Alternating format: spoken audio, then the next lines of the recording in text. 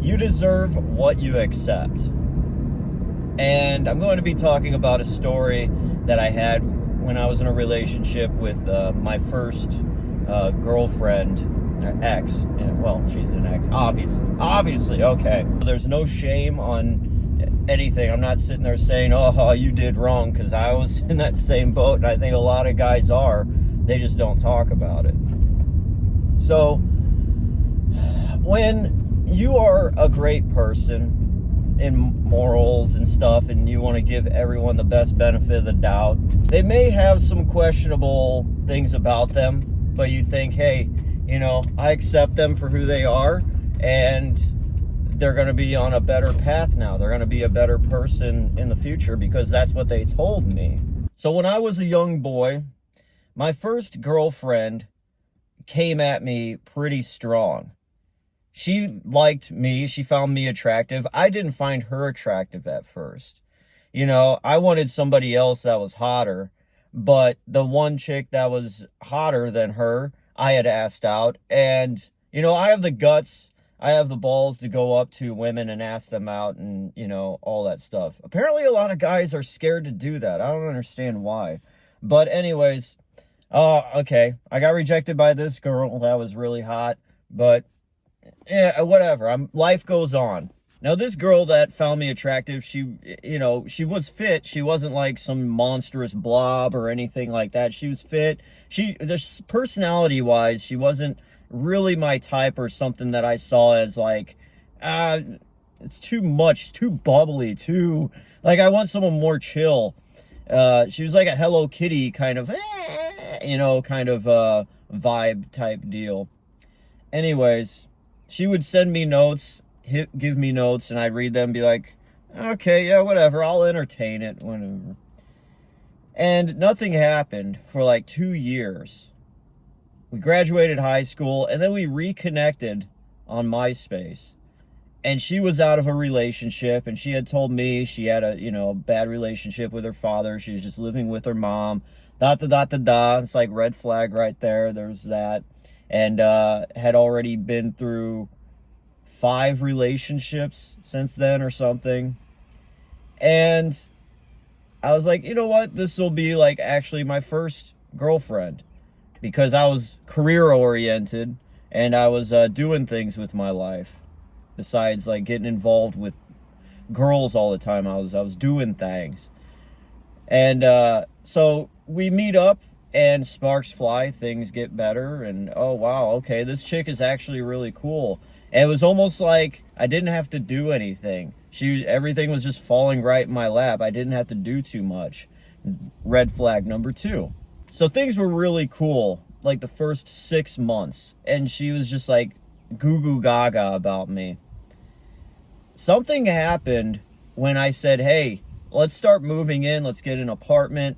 I'm going to work more jobs. So I started working day and night to save up money so we could, have a pool of cash to rent an apartment or buy a house and pay a mortgage and start an actual life. Because I'm traditionally that kind of person where it's like, I want to buy the house, have the wife, have the kid. The typical thing any man, I think, would aspire to be. Unless you're a party guy, which I kind of turned into after the fact. And I'm like, that's for the birds. I was burned once, never again. So while I was working a lot, time spent with said girl got lower and lower because, hey, I'm doing this to provide for us. I'm not doing it for me. Some people have that idea. It's like, oh, in your head, you're doing it for both of us, but the other person may look at you and, oh, he's so self-centered. He's just going to work. He doesn't care. Like, communication. And I had communication with her, but the red flags were just too much. What she had overtook me saying anything to her and trying to get through her head. And so she decided to start hanging out with friends that I knew nothing about. And, well, it was through a friend that was her best friend who was a chick. And it was just like, okay, bad influence was her one best friend that I knew of. But her best friend had all these other friends that I didn't know anything about. They were all connected in one way or another. And after a while, when we would hang out, I would be myself, but then she would take offense to things that she didn't used to take offense to before. And she would like start almost jotting down things that I said or did to try to make me sound bad or like to demonize me. As opposed to before, she found those things funny or cool or whatever. So I'm like, where is all this coming from? I'm working my ass off. I'm tired all the time. I'm worn out. And I'm spending my time when I should probably be resting with you. So one day, I was talking to her about something. And we were in my car. And she just like took note of that in her head. And it was, I can't even recall what it was. It was so minuscule and stupid that she told her mom about it. And then her mom's friend, who was like a complete like militant feminist with like a shaved head, and she'd been through the ringer, you know, she was divorced by this guy that, you know, was so mean to her and blah, blah, blah. So she just like had this prerogative against men in general. And one day I'm at her mom's house, and this militant friend of her mom that was a feminist came up to me, and I was like, oh, hey, nice to meet you. And I shook her hand, and she squeezed so hard. And as she was doing that, she was looking me in the eyes, and she was like, I'm watching you. You better be good to that girl. And I'm like, oh, I am. I'm, you know, working a lot, blah, blah, blah. And then she just like walked off, and I was like, well, that was weird.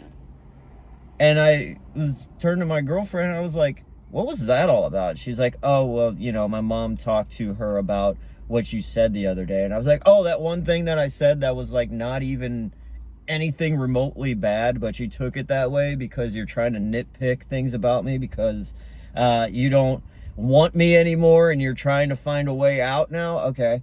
A little bit of foreshadowing. So after that, as I would be working nights or whatever, she would start calling me up less and less. The phone calls would go unanswered.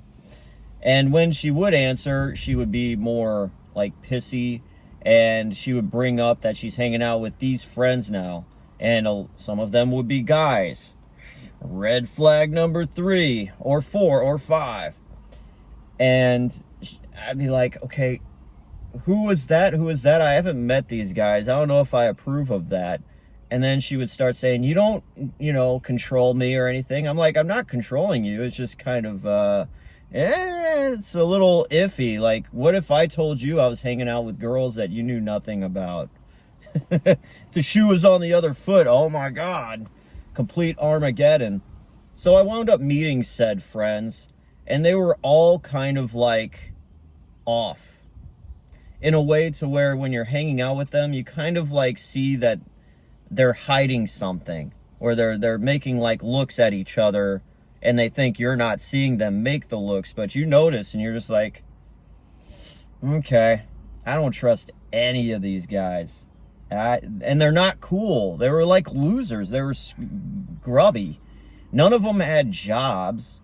They were all like weird, like in these like types of communities that were just like, I'm an artist, you know, hipster type thing, and I don't need to work, man. I'm a, you know, living in a commune. Like, I'm like, why are you hanging with these people? I thought you were actually cool. It makes you question your entire relationship. But that's what it came down to. Her friend texting me and said, hey, you better look out for your girlfriend. She's doing things that you may not be liking. And I'm like, oh God, why is her best friend texting? Like, this whole situation, like, I'm just a normal, cool, nice dude, and I'm getting involved with just this sub-level pit of shit that I'm like, what am I doing with my life? Like, this girl came out of nowhere. She was like really cool with me, and I liked her, and things were great for, so then it just like turns into complete hellscape. And I'm like, this isn't part of me and my life and my world. Like, all this is just different in a horrible way. And you know, she's hanging out at these places now, this place, and I'm just working. I can't like go and drive around and look for her. And I wasn't going to anyways. I'm not that crazy of a person to care. It's like, if she's going to do that, then by all means, that's her deal. I'm not going to tell someone, hey, no, you're going to come home with me and this is final. It's like, if you don't want me, you don't want me. Go ahead and leave me, because I don't want someone who doesn't want me. So we wind up breaking up after about, I don't know, a year and a half, 2 years. And the more and more things come out of what was happening during that time, I'm like, oh my God, there's no reason to have heartbreak or feel sad about this. Because I was like, what? That is absolutely insane. And these were from like reputable sources that wouldn't try to, do anything. So it was just like, I believe it because this, and this, and they knew things about me. And it's like, I didn't know anything about you, but apparently like there was all this stuff happening, people talking, I was completely oblivious to, because I was simply just working and trying to be a decent boyfriend and man for this woman. But I'm like, it was a world that I was so happy to not be a part of anymore. In a relationship, I was like, I got to get things straight with myself. I got to do a complete 180 and how to have a woman or a person in my life that isn't going to completely wreck me and throw me into a world or a dimension that I'm not even aware of existing. It took months of me just swearing off everything, and I stayed focused on myself.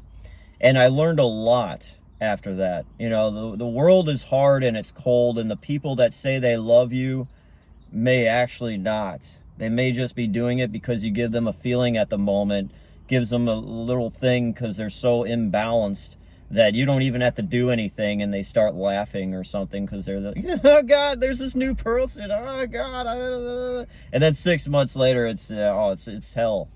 So I learned a lot just kind of collecting all my thoughts. And that's when I realized something. Do not accept anyone that just falls right into your lap. You have to vet people. And if you're that easily like convinced when people just like come at you out of nowhere and they're just like really nice to you, and okay, you're cool. Yeah, let's get in a relationship. Why not? Hey, this is cool. She just came out of nowhere. This person just came up with me and offered me something and they seem nice. Yeah. That's when I realized, shame on her for being who she is in that way. Now there could be a whole backstory on how she became that person, but also shame on me for accepting that, for being so gullible. And it takes two to tango. So that's when I realized, shame on me. I deserve what I accepted. Now I'm not going to accept this, and this, and this. I'm going to be very strong. I'm going to have standards now, and I'm going to really vet someone until I get into a serious relationship with them. So when it's such a hard thing to do when you're a young guy and you're just, wanting a chick. I get it. We all been there. If you're a chick and you're looking for a dude too, like I see a lot of chicks that are just dragged through the ringer, and it's sad, but I've been there too, but the opposite way. I was dragged. I was a nice guy, I thought. Apparently to her, I was horrible. There is a 2-part with this. There was a return, and it was so satisfying. She had called me like 4 months after the breakup and was just crying and told me she loved me, she missed me, I was the best thing ever. I was the best boyfriend ever to her. I was the only guy that's ever made her feel like not all guys were bad. And I was like, yeah, what now? I was like, I ain't taking you back. But of course I was. I know I was. You don't have to tell me that, because I wasn't just some unemployed artist piece of shit. I was actually a decent guy. I was the only guy that wasn't a scummy turd ball. But with her too, she deserves what she accepted. So it goes both ways. So lesson for us all is to definitely vet someone before you take them seriously and bring them into your life wholeheartedly.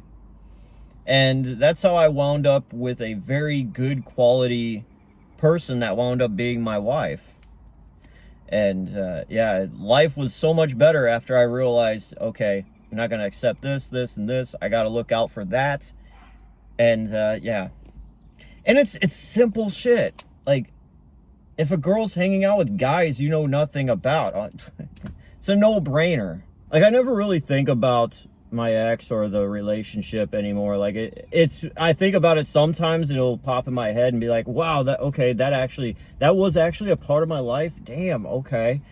But sometimes I'll think about that militant friend of the mother that came up to me and shook my hand and was angry with me. First time meeting her. And I think about, could I have ever done that to somebody I first met?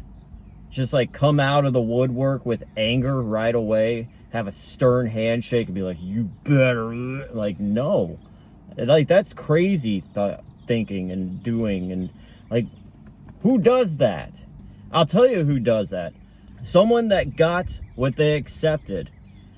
Now, this lady probably kept going to the same place to find the same quality of men and was let down again and again, had that horrible husband, came out of the marriage and was just like, men are the worst. It's like, maybe you should have stopped going to the same convenient poisoned water hole to find the same quality of men, and maybe took the initiative and took the effort to go somewhere else, find a better quality man somewhere else, and you wouldn't have been let down by men. There are good men out there, but if you keep looking in the same spot and accepting the same thing that comes at you time and time again, that's easy and approachable and effortless, then you're going to get the same result.